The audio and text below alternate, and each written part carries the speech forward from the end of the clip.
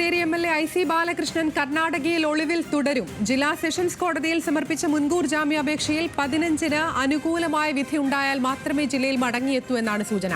Wayanad DCC president ND അപ്പച്ചനും DCC മുൻ treasurer KK ഗോപിനാഥും ഒളിവിലാണ്. ഇവരും മുൻകൂർ ജാമ്യം ലഭിച്ചാൽ മാത്രമേ നാട്ടിലെത്തുകയുള്ളൂ. വയനാട് DCC ട്രഷറർ NM വിജയന്റെ മരണവുമായി ബന്ധപ്പെട്ട കേസിൽ ഐ സി ബാലകൃഷ്ണനെ പ്രതി ചേർത്തിരുന്നു.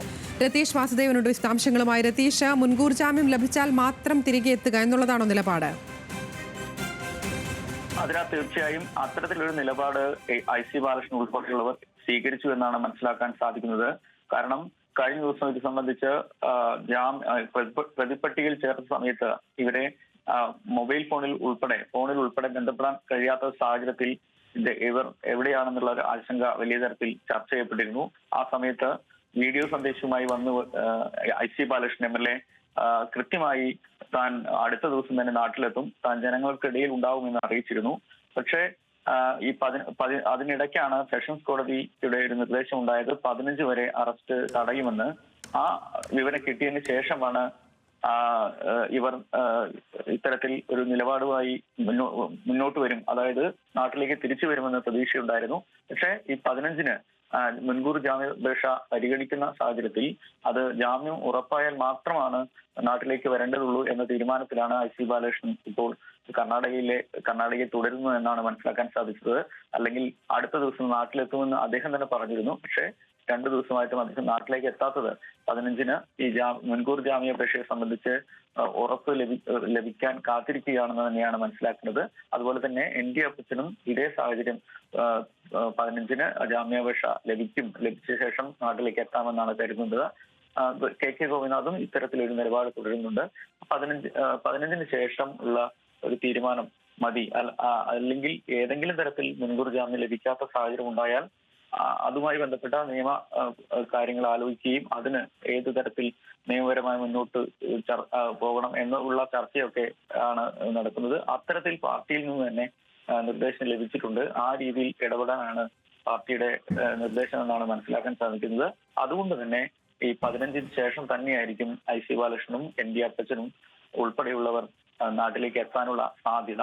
അത് രാഷ്ട്രീയമായ സുരക്ഷിത കേന്ദ്രങ്ങളിൽ അതുവരെ തുടരാനാണ് അവർക്ക്. രതീഷ്, അത് തന്നെയാണ്. അതായത് നമുക്കറിയാവുന്നതുപോലെ ആത്മഹത്യാ പ്രേരണ കുറ്റം ചുമത്തിയാണ് ഇപ്പോൾ പ്രതി ചേർത്തിട്ടുള്ളത്. സ്വാഭാവികമായിട്ടും ഈ വിഷയവുമായി ബന്ധപ്പെട്ട കോൺഗ്രസിന്റെ നിലപാട് അതെന്താണ്? ഒപ്പം തന്നെ പോലീസ് അന്വേഷണം ഏത് വഴിക്കാണ് നീങ്ങുന്നത്?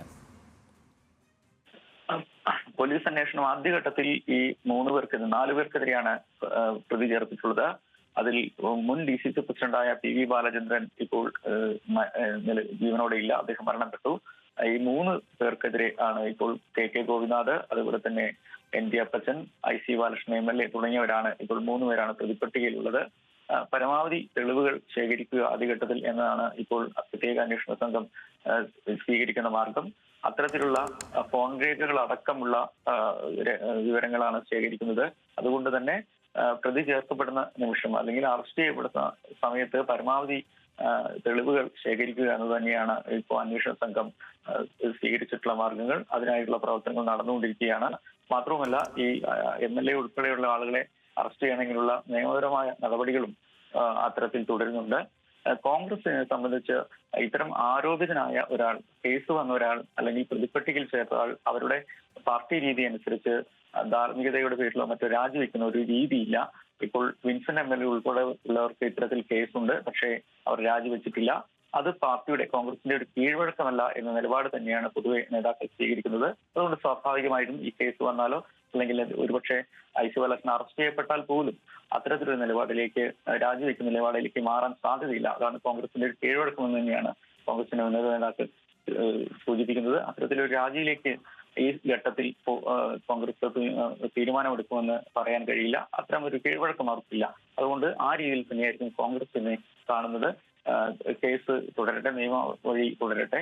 അത്തരത്തിൽ തന്നെയാണ് ദേശീയ നേതൃത്വവും അങ്ങനെ തന്നെയാണ് പറയുന്നത്. കേസ് കാര്യങ്ങൾ അന്വേഷിക്കട്ടെ, അന്വേഷണം നടക്കട്ടെ എന്നുള്ള നിലപാടാണ് അവർ സ്വീകരിക്കുന്നത്. അതുകൊണ്ട് പാർട്ടി ഏതെങ്കിലും തരത്തിൽ ഐ സി ബാലകൃഷ്ണനെ തള്ളിക്കളയുകയോ അങ്ങനെ ഒരു നിലപാട് സ്വീകരിക്കുമോ ഈ ഘട്ടത്തിൽ എന്ന് നമുക്ക് പറയാൻ കഴിയില്ല. അത് കോൺഗ്രസിന്റെ ഒരു കീഴ്വഴക്കമല്ല എന്നതുകൊണ്ടാണ് അത്തരത്തിൽ നിലപാടെടുക്കുന്നത്. ഒരു ആരോപിതനായാലോ ഒരു പ്രതിപ്പട്ടികയിൽ ചേർത്താലോ അല്ലെങ്കിൽ ഒരുപക്ഷെ അറസ്റ്റ് ചെയ്യപ്പെട്ടാൽ പോലും അത്തരത്തിലൊരു നിലപാടിലേക്ക് MLA സ്ഥാനം രാജിവെക്കണമെന്ന് പാർട്ടി ആവശ്യപ്പെടാൻ സാധ്യതയില്ല. അവസാന നിമിഷം വരെ സ്വാഭാവികമായിട്ടും പാർട്ടിയുടെ എല്ലാ നേതാക്കൾക്കും ഇതിൽ പല രീതിയിൽ പങ്കുണ്ടെന്നാണ് ആരോപണമുള്ള സ്ഥിതിക്കുകൂടി KPCC നേതൃത്വത്തിന് ഈ ആത്മഹത്യയുമായി ബന്ധപ്പെട്ട പ്രശ്നം അറിയാമെന്ന ഒരു സാഹചര്യത്തിൽ കൂടി അത്തരം ഒരു ബാധ്യത കൂടിയുണ്ട്. അതുകൊണ്ട് തന്നെ ഇത് പരമാവധി ഈ IC ബാലകൃഷ്ണൻ ഉൾപ്പെടെ ND അപ്പച്ചൻ ഉൾപ്പെടെയുള്ള ആളുകളെ പിന്തുണയ്ക്കുന്ന ഒരു നിലപാട് തന്നെയായിരിക്കും പാർട്ടി എന്ന നിലയിൽ KPCC ഉൾപ്പെടെ സ്വീകരിക്കാനുള്ള സാധ്യത. ആതിര, ശരി, എന്തായാലും മുൻകൂർ ജാമ്യം ലഭിച്ചാൽ മാത്രം മടങ്ങി എത്താനുള്ള തീരുമാനത്തിലാണ് IC ബാലകൃഷ്ണൻ അടക്കം ബാക്കി രണ്ടുപേരും. ഇത്തരത്തിൽ 15 വരെ അറസ്റ്റ് എന്തായാലും തടഞ്ഞിട്ടുണ്ട് എന്നുള്ളതാണ് മനസ്സിലാകുന്നത്. അന്വേഷണം എന്തായാലും പുരോഗമിക്കുകയാണ്. വിശദാംശങ്ങൾ നൽകുകയാണ് രതീഷ് വാസുദേവൻ.